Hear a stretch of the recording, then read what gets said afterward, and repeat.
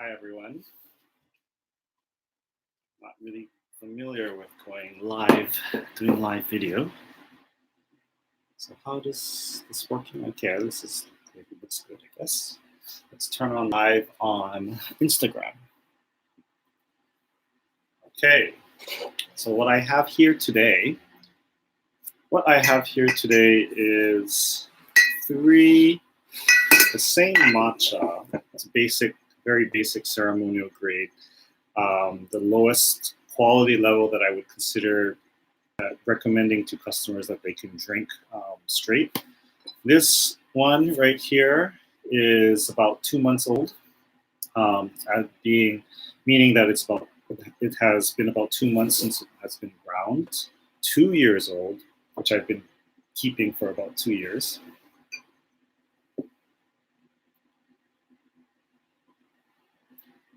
This one is a blend of all three.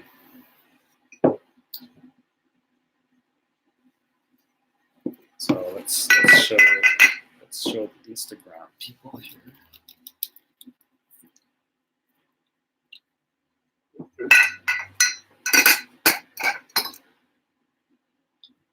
Take a look here.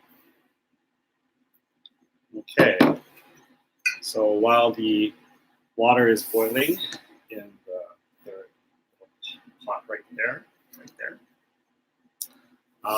we're going to talk a little bit about matcha quality, and matcha quality in terms of how old it is. So everybody always says that you want fresh matcha, but what does fresh matcha actually mean? So when you talk about tea being fresh, usually you're talking about tea being the amount of time that it has been since the harvest of the tea leaf. Especially in terms of Japanese tea, Japanese green teas. Green tea leaves are harvested and then they are processed on the same day. So the time since harvest is basically the time since it has been processed. And as the tea, assuming that the tea leaf is stored correctly, meaning in a constant temperature, constant low temperature, then the tea should, and if it's packed in a sealed container, the tea leaves should last quite a long time. Quite a long time, meaning that gradually the chemical composition in the tea leaf itself does change over time, but very gradually.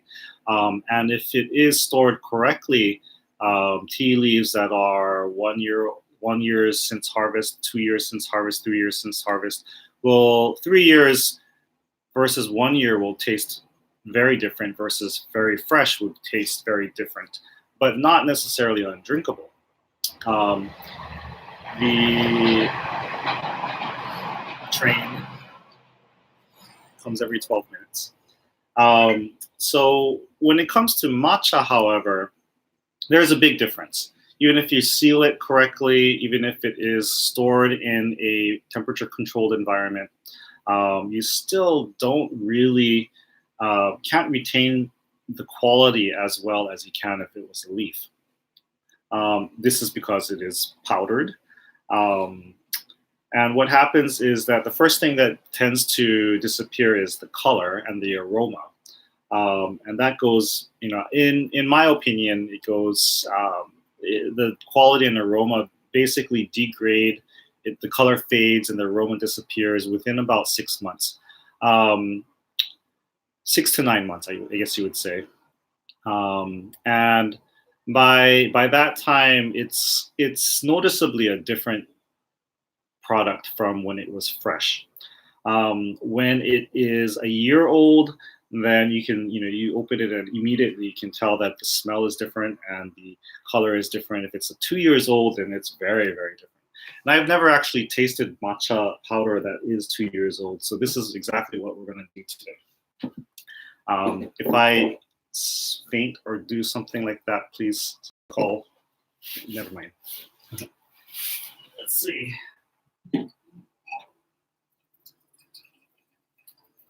So we're just getting some water here.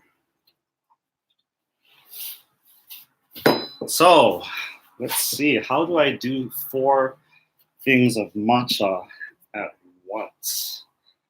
Um,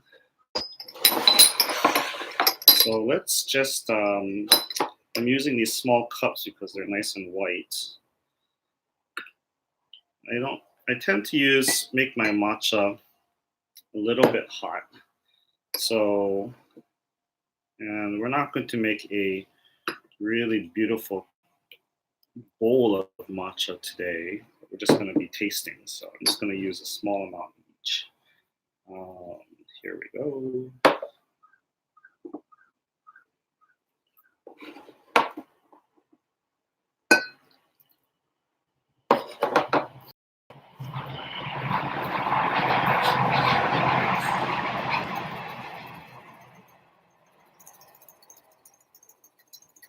Whisking it up. Okay.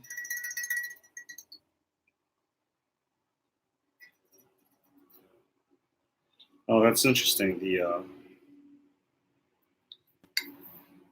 smells bitter.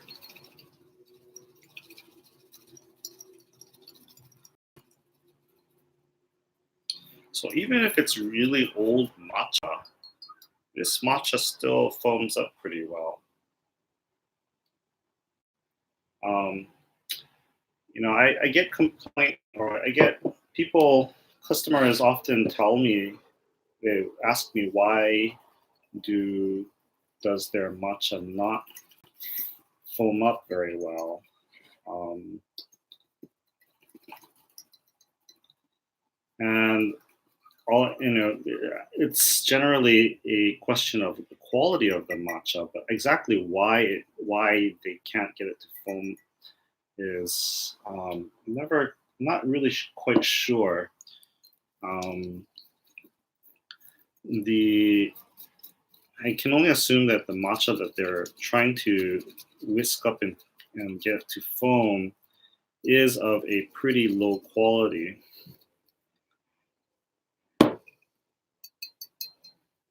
Let's go down here.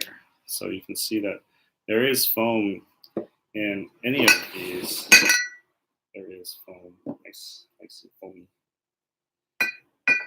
Okay.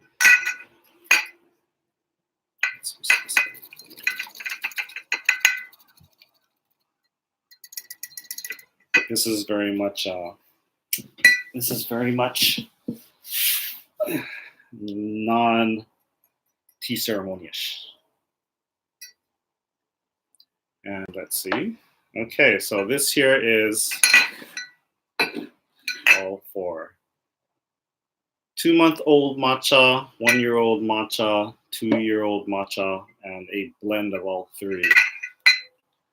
You can see that wow, the color in the 2-year-old matcha is really bad, isn't it? Is there a little bit of...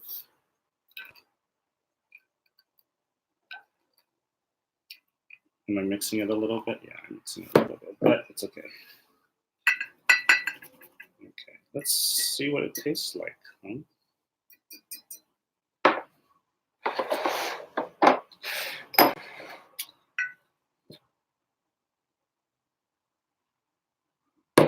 So this was just done with a little bit of water. So it's going to be thick. It's definitely going to be thick. There's no way that it's not going to be thick. This is somewhere between a thick matcha and a thin matcha. But the less diluted it is, the less that we can, or more that we can tell that it is either really bad or not really bad. So let's put a little bit more in here. Let's see, can we see this?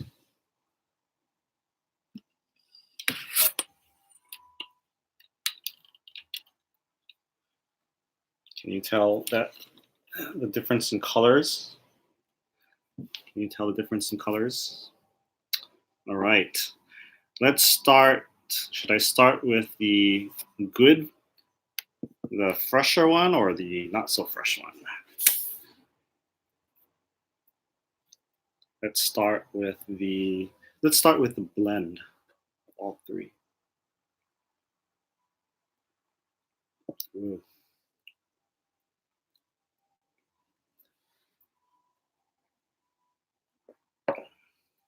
So it has a very, very bitter taste, very astringent aftertaste. You can still taste a little bit of umami flavor in it. Let's taste the really bad one, the really old one. Ooh. I've tasted worse, um, meaning that I have tasted samples of things sent to me um, by customers who want to show me how bad the matcha is in their supermarket. Um, this kind of tastes like that. Like it, you can tell that it used to be pretty good matcha because it's still very smooth. The graininess and the texture in your mouth is still it's not you can't taste the grains. If it was a very low quality matcha to begin with, it would be very grainy in texture.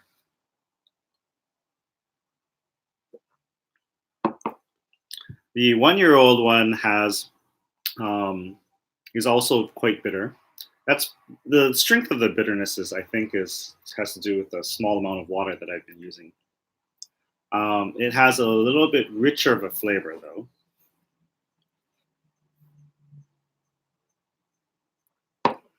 And the fresher matcha definitely has a much.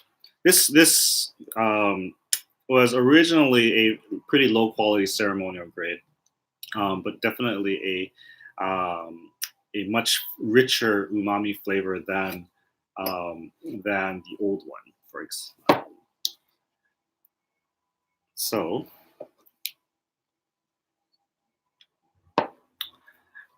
yes, and that's what it is. That's how it is. So this is the difference between new, old, and ghostly old matcha.